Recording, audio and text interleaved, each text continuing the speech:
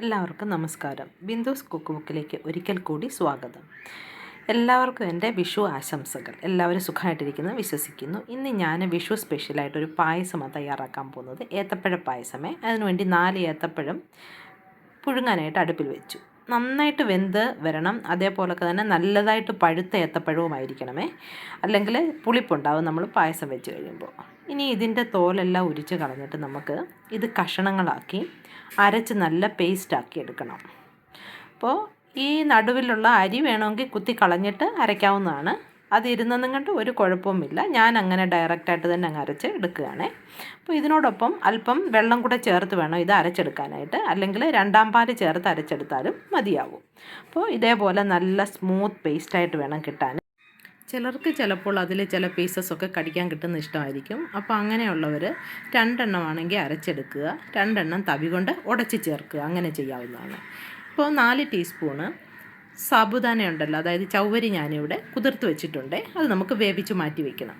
ഇനി ഒരു പാൻ അടുപ്പിൽ വയ്ക്കുക. 50 ml വെള്ളം ഇതിലേക്ക് ഒഴിച്ചു കൊടുക്കുക. അപ്പോൾ ജാറ് കഴുകിയ വെള്ളം കൂടെ ചേർത്ത് ഞാനകത്ത് ഒഴിച്ച് കൊടുത്തിട്ടുണ്ട്. ഇനി ഇതിലേക്ക് 1-2 ടീസ്പൂണ് നെയ്യ് ഒഴിച്ചു കൊടുക്കുക. ഇഷ്ടമില്ലാത്തവർ 1 ടീസ്പൂൺ ഒഴിച്ചു കൊടുത്താലും മതിയേ. പക്ഷേ നെയ്യൊക്കെ അതിൻ്റെ അളവിൽ ചേർത്താൽ മാത്രമേ നമ്മുടെ പായസത്തിന് നല്ല രുചി ഉണ്ടാവത്തുള്ളൂ. അപ്പോൾ വെള്ളം നന്നായിട്ട് തിളച്ച് വന്നിട്ടുണ്ട്. ഇനി അതിലേക്ക് നമുക്ക് അരച്ച് മാറ്റി വെച്ചിരിക്കുന്ന ആ പേസ്റ്റ് ചേർത്ത് കൊടുക്കാം. കാരണം ഇതിനകത്ത് എന്തെങ്കിലും കട്ടകളൊക്കെ ഉണ്ടെങ്കിൽ അലിഞ്ഞ് പോകാൻ വേണ്ടിയിട്ടാണ് ഈ വെള്ളത്തിലോട്ട് നമ്മളിത് ഒഴിച്ചു കൊടുക്കുന്നത്. അതുകൊണ്ട് 50 ml വെള്ളം മാത്രം എടുത്തത്. അപ്പോൾ ഇനി ഇതിനകത്തിലേക്ക് നന്നായിട്ട് നമ്മളൊന്ന് ഇളക്കി ചേർക്കുകയാണെന്നുണ്ടെങ്കിൽ ഒട്ടും കട്ടയില്ലാതെ തന്നെ നമുക്കിത് കിട്ടുന്നതായിരിക്കും. ശർക്കരപ്പാനിയിലോട്ടാണ് ചേർത്ത് കൊടുക്കുന്നതെന്നുണ്ടെങ്കിൽ ഇത് അത്രയ്ക്ക് നന്നായിട്ട് അലിഞ്ഞ് നമുക്ക് കിട്ടത്തില്ലേ. അതുകൊണ്ടാണ് കുറച്ച് വെള്ളം ഒഴിച്ച് അതിലേക്ക് ചേർത്ത് കൊടുത്തത്. ഇനി നമുക്കിതിലേക്ക് ആവശ്യത്തിനുള്ള ശർക്കര ചേർത്ത് കൊടുക്കാം. ഇവിടെ ഞാനൊരു 425 ഗ്രാമോളം ശർക്കര ചേർത്ത് കൊടുത്തിട്ടുണ്ട്. എൻ്റെ ഇതിൽ ഒട്ടും കല്ലും കട്ടയൊന്നും ഉള്ളതല്ല, നല്ല ശർക്കര. അതുകൊണ്ട് ഞാൻ അതുപോലെ തന്നെ ഡയറക്റ്റ് അങ്ങ് ചേർത്ത് കൊടുക്കുകയാണ്. ഇനി ഇത് നന്നായിട്ടൊന്ന് അലിഞ്ഞ് വരണം. ഇപ്പോൾ ചൂടുള്ളത് കൊണ്ട് നന്നായിട്ട് അലിഞ്ഞത് നമുക്ക് കിട്ടിക്കോളും. നന്നായിട്ടൊന്ന് ഇളക്കി യോജിപ്പിച്ച് കൊടുത്തേച്ചാൽ മാത്രം മതിയാകും. കാരണം പഴത്തിനും കുറച്ച് മധുരം ഉണ്ടല്ലോ. ഇനി ഇതിലേക്ക് നമുക്ക് 2 ടീസ്പൂൺ നെയ്യ് ഒഴിച്ചു കൊടുക്കാം.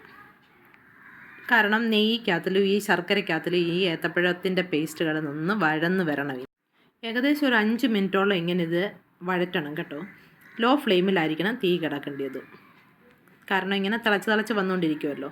അപ്പോൾ അങ്ങനെ ഇട്ട് വഴറ്റിയാലേ നല്ല ടേസ്റ്റ് ഉണ്ടാകത്തുള്ളൂ പായസത്തിന്. അപ്പോൾ ഇനി ഇത് ഇങ്ങനെ കുറുകിയത് വന്നുകൊണ്ടിരിക്കും. അതിനനുസരിച്ച് വേണം നമുക്ക് അടുത്ത ചേരുവകൾ ചേർക്കാനായിട്ട്. അപ്പോൾ ഇനി അടുത്തതെന്ന് പറയുന്നുണ്ടെങ്കിൽ നമ്മൾ തേങ്ങാപ്പാലാണ് ഒഴിച്ചു കൊടുക്കേണ്ടത്. ഇത് 2ാം പാലാണ്. ഏകദേശം ഒരു 600 ml ഞാനിവിടെ ഒഴിച്ചു കൊടുത്തിട്ടുണ്ട്. തേങ്ങ ചിരകി നന്നായിട്ട് അതിനെ അരച്ചിട്ട് ആദ്യത്തെ പാലെടുത്ത് മാറ്റി വയ്ക്കും. അതാണ് 1ാം പാലെന്ന് പറയുന്നത്. പിന്നെ നമുക്ക് എത്രയും 2ാം പാൽ വേണോ അത്രയും വെള്ളം ഒഴിച്ച് വീണ്ടും അതിനെ പിഴിഞ്ഞെടുക്കാം. ഇവിടെ ഞാൻ 600 ml ആണ് എടുത്തിരിക്കുന്നത്. അത് ഞാൻ ഇതിലേക്ക് ഒഴിച്ചു കൊടുത്തു. നന്നായിട്ട് ഇനി ഇളക്കി യോജിപ്പിച്ച് കൊടുക്കുക. ഇനി ഇതിനകത്ത് കിടന്ന് നന്നായിട്ട് തിളച്ച് വരണം. അതിനുശേഷം ഇതും തിളച്ച് കിടന്ന് കുറുകണേ. അങ്ങനെ ഇത് കുറുക്കി എടുക്കുന്നതിലാണ് കുറച്ച് സമയം നമുക്ക് പോകുന്നതെന്ന് പറയുന്നത്. അല്ലാതെ പായസം ഉണ്ടാക്കാൻ വലിയ പണിയില്ല. അപ്പോൾ ഈ വിഷുവിന് എല്ലാവരും ഈ പായസം ഒന്ന് തയ്യാറാക്കി നോക്കണേ. എൻ്റെ ചാനൽ സബ്സ്ക്രൈബ് ചെയ്യാത്തവരൊക്കെ ഒന്ന് സബ്സ്ക്രൈബ് ചെയ്യണേ. അതേപോലെ ലൈക്ക് ചെയ്യാനും ഷെയർ ചെയ്യാനായിട്ട് ആരും മറന്നു പോകരുത്. അപ്പോൾ വിഷുവിന് ഇത് സ്പെഷ്യലായിട്ടൊരു പായസമൊക്കെ ഉണ്ടാക്കി നോക്കിയിട്ട് കമൻ്റ് ഒന്ന് അറിയിച്ചാൽ വളരെ നന്നായിരുന്നു. ഇത് പെട്ടെന്ന് തയ്യാറാക്കി എടുക്കാൻ പറ്റിയ ഒരു പായസമാണ് കേട്ടോ. അരിപ്പായസം പോലെയോ അല്ലെങ്കിൽ അടപ്രഥമൻ പോലെയോ ഒന്നും സമയം നമുക്കിതിന് വേണ്ടിയിട്ട് ചിലവാകുകയില്ല. ഇപ്പോൾ കണ്ടില്ലേ, ഇത് നന്നായിട്ട് തിളച്ച് വന്നിട്ടുണ്ട്. ഇപ്പോൾ തിളയ്ക്കുന്നതിനോടൊപ്പം തന്നെ അത് നന്നായിട്ടങ്ങ് കുറുകും കേട്ടോ. അപ്പോൾ ഇത് തിളച്ച് വന്നതിന് ശേഷം വേണം നമ്മൾ വേവിച്ച് വെച്ചിരിക്കുന്ന സാബുദാന ഇതിലേക്ക് ചേർക്കാനായിട്ട്, അതായത് ചവ്വരി ചേർക്കാനായിട്ട്. അപ്പോൾ ചവ്വരിയും കൂടെ ചേർത്ത് കഴിയുമ്പോഴത്തേക്കുണ്ടല്ലോ ഒരു 5 മിനിറ്റ് ഒന്ന് കിടന്ന് തിളയ്ക്കുമ്പോഴേ ഇത് നന്നായിട്ടങ്ങ് കുറുകും. സാബുദാനയുടെ ആ കൊഴുപ്പും കൂടി ഇതിനകത്തിലോട്ട് ഇറങ്ങുന്നത് കൊണ്ട് നല്ല ഭംഗിയാണ് ഇത് കാണാൻ. മേളിൽ ഇങ്ങനെ ഈ ചവ്വരി പൊങ്ങി കിടക്കുന്നത് കാണാൻ നല്ല രസമാണ്. ഇഷ്ടമില്ലാത്തവർ ഇത് ചേർക്കേണ്ട ആവശ്യമില്ല. ഏത്തപ്പഴം തനിയായിട്ട് പായസം വെച്ചാലും മതിയാകും. അപ്പോൾ ഇത് ഏകദേശം കുറുകി വന്നിട്ടുണ്ട്. നമുക്കിനി ഇതിലേക്ക് 1ാം പാൽ ചേർത്ത് കൊടുക്കാം. 1ാം പാൽ ചേർത്തതിന് ശേഷം അധികം നേരം തീയിൽ ഇട്ടേക്കരുത്. ഒരു 2 മിനിറ്റ് ലോ ഫ്ലെയിമിൽ ഇട്ടേക്കേ ആകാവൂ. ഇനി ഇതിലേക്ക് നമുക്ക് റോസ്റ്റ് ചെയ്ത് വെച്ചിരിക്കുന്ന ജീരകപ്പൊടിയും അതേപോലെ വറുത്ത് വെച്ചിരിക്കുന്ന കശുവണ്ടിപ്പരിപ്പും തേങ്ങാക്കൊത്തും കൂടി ചേർത്ത് കൊടുക്കാം. അപ്പോൾ 1 ടീസ്പൂണ് നെയ്യ് ഒഴിച്ച് അതിലേക്കാണെന്നുണ്ടെങ്കിൽ തേങ്ങാക്കൊത്ത് ചെറുതായിട്ട് അരിഞ്ഞ് വെച്ചേക്കുന്നത് അതാദ്യം വറക്കുക. അതിനോടൊപ്പം കാഷ്യൂ നട്ടും വറുത്തെടുക്കുക. ഇതിലേക്ക് 1 പിഞ്ച് ഉപ്പും കൂടി ചേർത്ത് കൊടുക്കാം. മധുരമുള്ള സാധനത്തിനെല്ലാം 1 പിഞ്ച് ഉപ്പ് ചേർത്ത് കൊടുത്ത് അതെല്ലാം ഒന്ന് ബാലൻസ് ആവും. അതിന് വേണ്ടിയിട്ടാണ് നമ്മളത് ചേർത്ത് കൊടുക്കുന്നത്. അപ്പോൾ നമ്മുടെ സ്വാദിഷ്ടമായിട്ടുള്ള ഏത്തപ്പഴ പായസം റെഡി ആയിട്ടുണ്ട്. സാധാരണ ഇതിന് പറയാറ് ഏത്തപ്പഴ പ്രഥമൻ എന്നാണ്. അപ്പോൾ നമ്മളുടെ സ്വാദിഷ്ടമായിട്ടുള്ള ഏത്തപ്പഴ പ്രഥമൻ ഇവിടെ റെഡി ആയിട്ടുണ്ട്. എല്ലാവരും ഇതൊന്ന് ട്രൈ ചെയ്ത് നോക്കണം. പിന്നെ ഒരു കാര്യം കൂടെ പറയാൻ വിട്ടുപോയി. ഇതിൽ നമ്മൾ ജീരകപ്പൊടി മാത്രമേ ചേർക്കാറുള്ളൂ.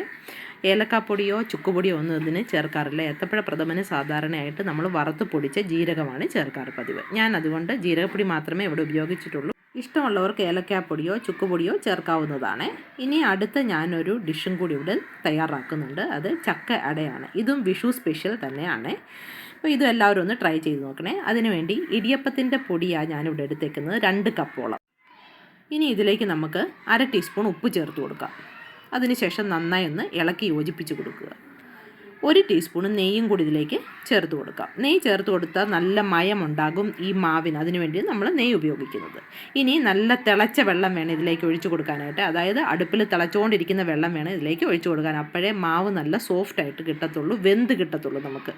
അപ്പോൾ എനിക്കിവിടെ ഏകദേശം 4.5 കപ്പോളം വെള്ളം ആവശ്യമായിട്ട് വന്നേ. അത് ഓരോരോ ബ്രാൻഡിൻ്റെ അനുസരിച്ചിരിക്കും വെള്ളത്തിൻ്റെ അളവിൽ വ്യത്യാസങ്ങൾ. അപ്പോൾ അതെല്ലാവരും ഒന്ന് ശ്രദ്ധിച്ചോളണേ. ഞാനിവിടെ ഫ്രഷ് ആയിട്ടുള്ള ചക്കപ്പഴം എടുത്തിരിക്കുന്നത് ഒരു 10-20 എണ്ണത്തോളം ഉണ്ട്. ഇനി അത് ഞാനൊരു മിക്സിയിലൊന്ന് റഫായിട്ടൊന്ന് അടിച്ചെടുത്തു. ഒരു പ്രാവശ്യം ഒന്ന് അടിച്ചതേ ഉള്ളൂ. അതായത് ഇങ്ങനെ പീസസും ഒക്കെ കിടക്കുന്ന പോലെ തന്നെ. ഇനി അതൊരു പാനിലേക്ക് നമുക്കിട്ട് അതോടൊപ്പം ശർക്കരയും ഒഴിച്ച് വേകാനായിട്ട് വയ്ക്കാം.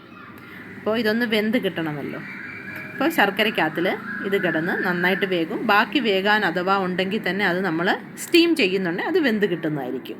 അപ്പോൾ ഇതിനകത്ത് തിളയ്ക്കുമ്പോൾ തന്നെ അത് നന്നായിട്ട് വെന്ത് കിട്ടും. കണ്ടില്ലേ, തിളച്ചുകൊണ്ടിരിക്കുകയാണ്. ഇനി ഇതിലേക്ക് ഒരു 3/4 ടീസ്പൂണോളം ഏലക്കാപ്പൊടി ഞാൻ ചേർത്ത് കൊടുത്തു. അതേപോലെ തന്നെ 1 ടീസ്പൂണ് ചുക്കുപൊടിയും ചേർത്ത് കൊടുത്തു. ഇതൊക്കെ അവരവരുടെ ഇഷ്ടത്തിനനുസരിച്ച് ചേർത്ത് കൊടുക്കാവുന്നതാണ്. ഇതൊന്നും ഇഷ്ടമല്ലെങ്കിൽ ഇതൊന്നും ചേർക്കേണ്ട ആവശ്യമേ ഇല്ല, അല്ലെങ്കിൽ കുറച്ച് ചേർത്ത് കൊടുക്കാവുന്നതാണ്. ഇനി ഇതിലേക്ക് ഞാനൊരു 5 ടേബിൾ സ്പൂണോളം തേങ്ങ തിരുമിയത് ചേർത്തിട്ട് കൊടുത്തിട്ടുണ്ട്. അപ്പോൾ തേങ്ങയും കൂടെ ഉണ്ടെങ്കിൽ നല്ല രുചിയാണ് ഈ മസാലയ്ക്ക്. ഇങ്ങനെ എല്ലാവരും ഒന്ന് തയ്യാറാക്കി നോക്കണേ. ഞാൻ അതിനിടയ്ക്ക് ഇതിലൊരു പിഞ്ച് ഉപ്പും കൂടി ചേർത്ത് കൊടുത്തിട്ടുണ്ട്. ഏത് മധുരമുള്ള സാധനത്തിനും ഒരു പിഞ്ച് ഉപ്പ് ചേർത്ത് കൊടുത്താൽ നല്ല ഒരു ടേസ്റ്റ് ആയിരിക്കും. കാരണം ഈ മധുരവും കാര്യങ്ങളും എല്ലാം ഒന്ന് ബാലൻസ് ആകാൻ കൂടിയാണ് നമ്മളങ്ങനെ ചെയ്യുന്നത്. എന്നിട്ട് ഇത് നന്നായിട്ട് ഇളക്കി യോജിപ്പിച്ച് കൊടുക്കുക. ഇനി ഇത് ലോ ഫ്ലെയിമിൽ ഒരു 2 മിനിറ്റോളം വെച്ച് ഇളക്കിയാൽ മതിയാവുമേ. കണ്ടില്ലേ, ഇതെല്ലാം നന്നായിട്ട് ഡ്രൈ ആയിട്ട് വന്നിട്ടുണ്ട്. ഇങ്ങനെ സൈഡിൽ നിന്ന് വിട്ട് വരുന്നുണ്ട്. അതാണ് അതിൻ്റെ ഒരു പരുവമെന്ന് പറയുന്നത്. ഇനി അത് നമുക്ക് അടച്ച് മാറ്റി വയ്ക്കാം. നമ്മൾ 15 മിനിറ്റ് മുമ്പ് മാവ് കുഴച്ച് വെച്ചിരുന്നത് ഇനി നോക്കാം എങ്ങനെയാണ് റെഡി ആയിട്ടുണ്ടോയെന്ന്. അത് ഇനി ഒരു 5 മിനിറ്റ് കൂടെ നല്ലതായിട്ടൊന്ന് കുഴച്ചെടുക്കണം കേട്ടോ. അപ്പോൾ മാവ് ഞാൻ കുഴച്ചുകൂടെ റെഡിയാക്കി വെച്ചിട്ടുണ്ട്. ഇനി നമുക്കത് ഇലയിലേക്ക് പരത്തിയെടുക്കാം. അപ്പോൾ ഇല നന്നായിട്ട് കഴുകി വൃത്തിയാക്കി തുടച്ച് ഞാനത് വെച്ചിട്ടുണ്ട്. ഇനി വെള്ളം തൊട്ട് വേണം നമ്മളിതിനെ പരത്തിയെടുക്കാനായിട്ട്. അപ്പോൾ ചെറിയൊരു ഉരുള എടുക്കുക, അത് ഇതുപോലെ ഇലയിലേക്ക് വയ്ക്കുക. എന്നിട്ട് വെള്ളം തൊട്ട് നൈസായിട്ട് പരത്തിയെടുക്കുക. എത്രയും നൈസായിട്ട് പരത്തിയെടുക്കുന്നോ അത്രയും നമുക്ക് സോഫ്റ്റായിട്ടുള്ള അട കിട്ടുന്നതായിരിക്കും. എന്നിട്ട് ഇതിൻ്റെ നടുവിൽ മാത്രം കുറച്ച് മസാല വെച്ച് കൊടുക്കുക. കാരണം സൈഡെല്ലാം ലോക്കായിട്ട് കിട്ടണം, അല്ലെങ്കിൽ ഇത് പൊട്ടി അതുവഴി ഈ ശർക്കരയുടെ പാനിയെല്ലാം അങ്ങ് പോകുന്നതായിരിക്കും. അപ്പോൾ ഇതിൻ്റെ 3 സൈഡും നന്നായിട്ട് അമർത്തി കൊടുത്ത് അതിനെ ലോക്ക് ചെയ്ത് വെക്കണം കേട്ടോ. അത് പ്രത്യേകം എല്ലാവരും ശ്രദ്ധിക്കണേ, അല്ലേ അടയുടെ അതുവഴിയെല്ലാം ഇറങ്ങിപ്പോകും ഈ ശർക്കരപ്പാനിയെല്ലാം. അപ്പോൾ ആ സമയം കൊണ്ട് നമ്മൾ ഇഡ്ഡലി പാത്രം അടുപ്പയിൽ വെച്ച് വെള്ളം ഒഴിച്ച് തിളയ്ക്കാനായിട്ട് വെച്ചേക്കണേ. അപ്പോൾ നമ്മളിത് അട തയ്യാറാകുമ്പോൾ തന്നെ നമ്മുടെ വെള്ളവും തിളച്ച് കിട്ടും. അപ്പോൾ ഇനി ഒരു സെറ്റ് അട ഞാനിതിലേക്ക് വെച്ച് കൊടുത്തിട്ടുണ്ട് വേകാനായിട്ട്. ഒരു 3-4 വെച്ച് കൊടുത്തിട്ടുണ്ട്. അപ്പോൾ ആ സമയത്ത് ഞാൻ ഓർത്തു ഇതേ മാവും മസാലയെല്ലാം മതി നമുക്ക് കൊഴുക്കട്ട തയ്യാറാക്കാനായിട്ട്. ഇതേപോലെ ചെറിയൊരു ഉരുള എടുക്കുക. അതിനെ നന്നായിട്ടാണെന്നുണ്ടെങ്കിൽ പരത്തി സൈഡെല്ലാം ഒരേ കനത്തിലായിരിക്കണം പരത്തുന്നത്. അതിനകത്തിലേക്ക് മസാല വെച്ച് കൊടുക്കുക. എന്നിട്ട് ഇതേപോലെ ഉരുട്ടി എടുക്കുക. ഇങ്ങനെ ഉരുട്ടിയെടുക്കുമ്പം ചില വെട്ടുകൾ അതിൽ കാണുവാണെന്നുണ്ടെങ്കിൽ കുറച്ച് വെള്ളം തൊട്ട് അതിനെയാണെന്നുണ്ടെങ്കിൽ ഒന്ന് പരത്തിയെടുത്തേച്ചാൽ മതിയേ. കയ്യും കൊണ്ട് ഇങ്ങനെ ഒന്ന് പരത്തിയാൽ ആ വെട്ടെല്ലാം അങ്ങ് മാറി കിട്ടിക്കോളും. അപ്പോൾ നല്ല ഉരുളകളായിട്ട് നമുക്കതിനെ കിട്ടുന്നതായിരിക്കും.